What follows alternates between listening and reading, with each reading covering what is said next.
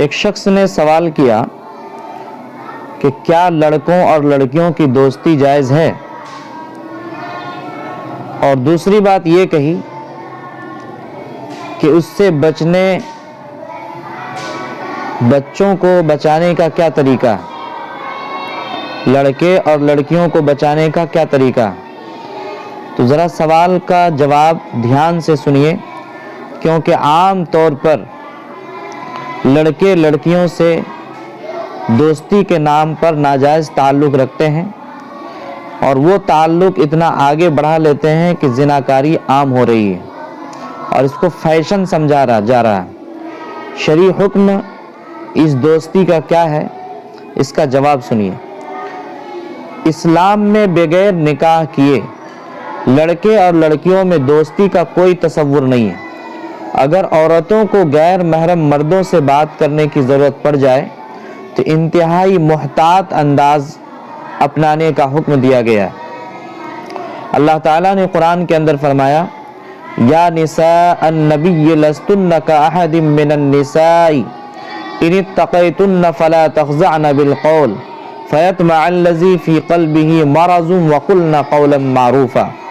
اے ازواج پیغمبر، تم عورتوں میں سے کسی ایک کی بھی مثل نہیں ہو۔ اگر تم پرہیزگار رہنا چاہتی ہو تو مردوں سے حسب ضرورت بات کرنے میں نرم لہجہ اختیار نہ کرنا، کہ جس کے دل میں نفاق کی بیماری ہے کہیں وہ لالچ کرنے لگے، اور ہمیشہ شک اور لچک سے محفوظ بات کرنا چاہیے۔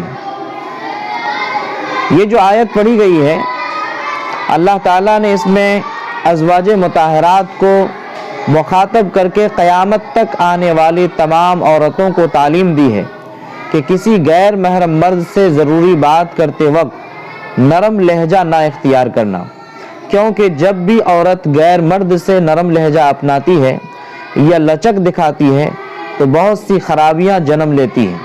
احادیث مبارکہ میں ہے، عن جابر رضی اللہ تعالی عنہ عن النبی صلی اللہ علیہ وسلم قال لا تلجوا على المغیبات فإن الشیطان یجری من احدکم مجرى الدم قلنا ومنك قال ومنی ولكن اعاننی علیہ فاسلموا۔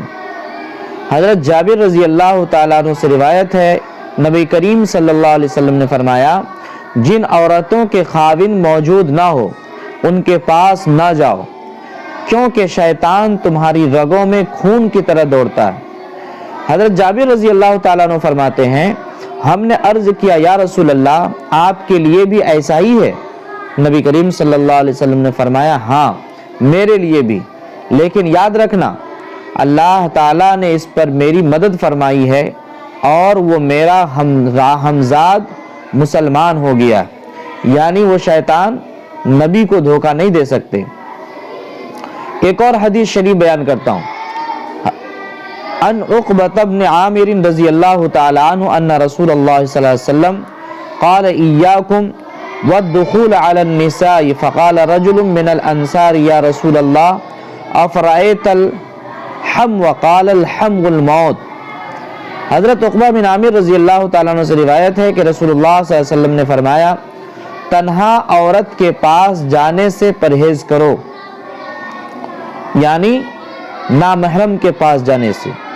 انصار سے ایک آدمی نے سوال کیا، یا رسول اللہ، دیور کے بارے میں کیا ارشاد ہے؟ فرمایا، دیور تو موت ہے، یعنی دیور کے پاس بھی تنہائی میں جانے سے سختی سے منع کیا گیا اور اس کو موت کہا گیا، یعنی گناہ کے قریب جانے میں دیور کے پاس بہت آسان طریقہ ہے، بہت آسان راستہ ہے، اس لیے تنہائی میں دیور کو بھی اپنے پاس نہ بیٹھنے دے، یا خود عورت دیور کے پاس جا کر کے نہ بیٹھے۔ یہاں صرف دیور نہیں بلکہ تمام غیر محرم رشتے، مثلا جیٹھ، چچا زاد، مامو زاد، خالہ زاد، پھوپھی زاد، بھائی وغیرہ سب شامل ہیں۔ حدیث مبارکہ میں ہے، عن ابن عباس رضی اللہ تعالی عنہما عن النبی صلی اللہ علیہ وسلم قال لا يخلون رجل بامرئ الا مع ذی محرم فقال رجل فقال یا رسول اللہ امراتی خرجت حاجتا وقت تبت فی غزوتی کذا و کذا قال ارجع فحج مع امراتک۔ حضرت ابن عباس رضی اللہ تعالیٰ عنہ سے روایت ہے کہ نبی کریم صلی اللہ علیہ وسلم نے فرمایا، تنہائی میں کوئی شخص کسی عورت کے پاس نہ جائے مگر اس کے ذی محرم کے ساتھ۔ تو ایک شخص نے کھڑے ہو کر عرض کی، یا رسول اللہ، میری بیوی حج کرنے جا رہی ہے اور میرا نام فلاں غزوہ میں لکھ دیا گیا۔ فرمایا کہ غزوہ میں نہ جاؤ اور اپنی بیوی کے ساتھ حج کرو۔ لہٰذا بغیر نکاح کے لڑکوں اور لڑکیوں کا والدین سے چھپ کر ملاقاتیں کرنا حرام ہے، کیونکہ یہی ملاقاتیں زنا کا سبب بنتی ہیں۔ اس لیے اللہ تعالیٰ نے زنا کے سد باب کے لیے اس طرح کے تمام راستوں کو روکا ہے۔ ارشاد ہے اللہ تعالیٰ کا، وَلَا تَقْرَبُوا الزِّنَا إِنَّهُ كَانَ فَاحِشَةً وَسَاءَ سَبِيلًا، تم زنا بدکاری کے قریب بھی مت جاؤ، بے شک یہ بے حیائی والا راستہ ہے اور بہت بری راہ ہے۔ اپنے سوال کے دوسرے حصے میں آپ نے ملاقات کی سزا کے بارے میں دریافت کیا ہے کہ ان کو کیسے بچایا جائے، اور اگر غلطی کر بیٹھے تو اس کی سزا کیا ہونی چاہیے۔ پہلی صورت یہ ہے کہ ملاقات پر کوئی حد تو لاگو نہیں ہوتی، تاہم عدالت یا ریاست تعزیراً کوئی سزا دے سکتی ہے۔ یہ عدالت کی ثوابدید ہے، جتنی مناسب سمجھے سزا تجویز کر سکتی ہے۔ یعنی اس کو چھیڑ چھاڑ کیا، ملاقات کیا اور لوگوں نے دیکھ لیا تو ایسی صورت میں تعزیراً سزا دے سکتا ہے، کوئی حد اس کے لیے شریعت میں مقرر نہیں ہے۔